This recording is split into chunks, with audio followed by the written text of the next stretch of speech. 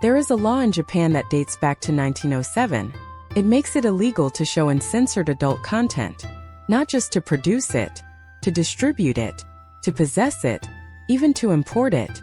This law has created one of the most paradoxical industries on earth, an adult entertainment empire worth billions, where everything is legal, yet nothing can be shown clearly. Welcome to the strange world of Japanese censorship. Welcome to Mystery Mind. Today we are examining one of the most bizarre legal contradictions in modern media. A country that produces more adult content than almost any other, yet censors it in ways that seem absurd to the rest of the world.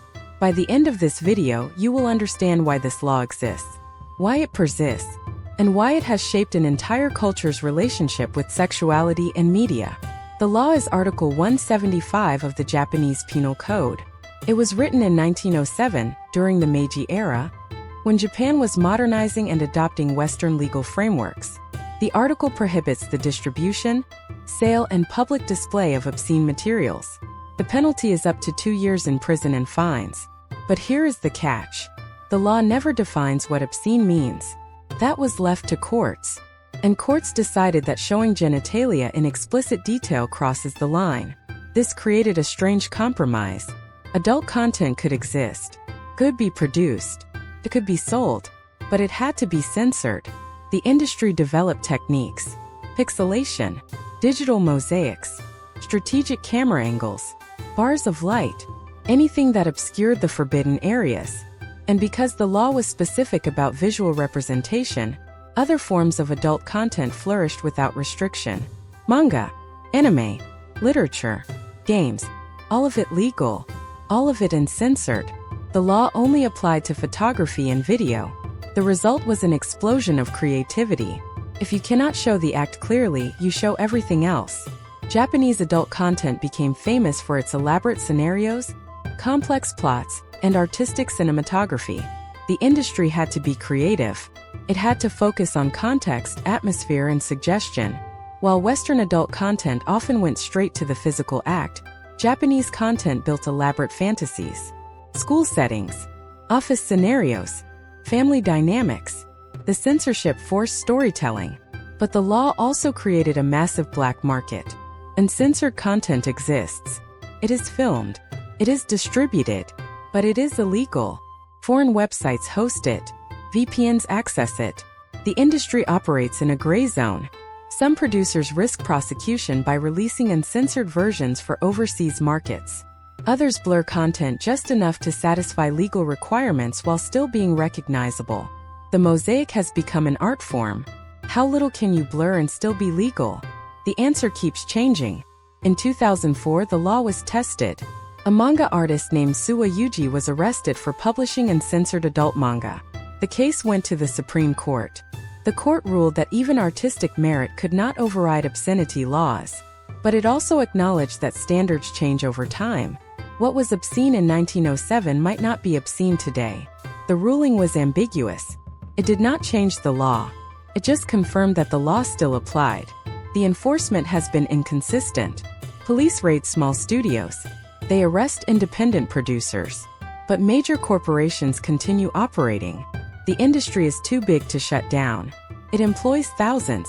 It generates billions in revenue. It is part of the economy.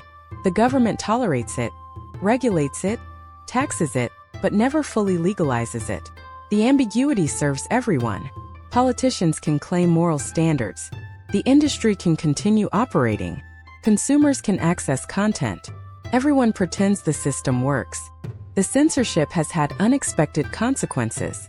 Created a fetish for the forbidden. The pixelation itself became part of the appeal. Some consumers prefer censored content. The mystery, the imagination, the suggestion of what lies beneath. Others seek out uncensored versions precisely because they are forbidden. The law created desire by prohibiting satisfaction. The internet changed everything.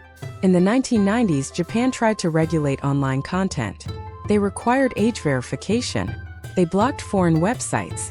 But technology outpaced legislation. VPNs bypass restrictions. Overseas servers host content. Japanese consumers access uncensored material from other countries. The law became unenforceable in practice. even if it remained on the books. Other countries have different approaches. In the United States, adult content is protected speech under the First Amendment, as long as it involves consenting adults.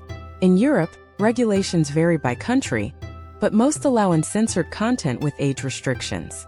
Japan stands alone among developed nations in maintaining such strict visual censorship. It is a relic of a different era, preserved by cultural conservatism and political inertia. The question is why the law persists. Public opinion is mixed. Polls show younger Japanese favor relaxation of censorship. Older generations support maintaining standards. Politicians avoid the issue. Changing the law would require acknowledging that the industry exists, that millions consume its products, that censorship has failed. No one wants to be the politician who legalizes pornography. So the status quo continues. There have been proposals. Some suggest creating a regulated category for uncensored content. Others propose eliminating the law entirely. Nothing passes. The industry itself is divided. Major studios benefit from the current system. They have invested in censorship technology. They have built distribution networks. Uncensored competition threatens their business model. They lobby to maintain the law. The cultural impact extends beyond the adult industry. Japanese media in general is more comfortable with sexual themes than Western media, yet more restrictive about explicit imagery. Anime and manga explore sexuality in ways that would be controversial elsewhere, yet never show what Western censors would ban. The line between acceptable and obscene is drawn differently. Nudity is less taboo. Explicit sex acts are more taboo.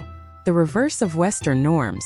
This has created confusion in international markets. Japanese content exported abroad faces different standards. What is acceptable in Tokyo might be illegal in London or require editing in Los Angeles. Streaming platforms apply different rules. Some ban Japanese adult content entirely. Others require censorship. The industry navigates a maze of conflicting regulations. The technology of censorship has evolved. Early videos used simple pixelation.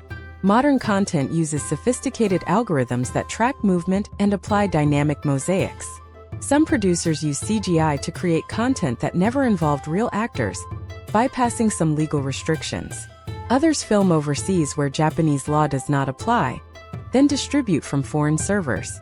The cat and mouse game continues. Here is what you need to remember. First, Article 175 of the Japanese Penal Code, written in 1907, prohibits the distribution of obscene materials without defining what obscene means.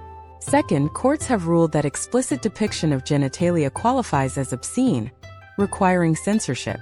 Third, this has created a massive legal adult industry that must pixelate or mosaic its content. Fourth, the law only applies to visual media, allowing manga, anime, and literature to remain uncensored. Fifth, despite decades of debate and technological change, the law remains in effect, shaping one of the world's largest adult entertainment industries. The Japanese censorship system is a study in contradictions. A society that is simultaneously more open and more restrictive than the West. An industry that thrives under prohibition. A law that everyone knows is ineffective yet no one changes. It is a reminder that laws reflect cultural values, not just practical concerns. That prohibition often creates the very thing it tries to prevent. And that sometimes the most enduring systems are the ones that satisfy no one completely. If this fascinated you, hit like and tell me in the comments what other strange laws shape media around the world. And if you want to explore more cultural mysteries, subscribe and hit the bell. Because next time we are diving into another bizarre intersection of law, culture, and human behavior. The truth is out there, but someone has to dig for it.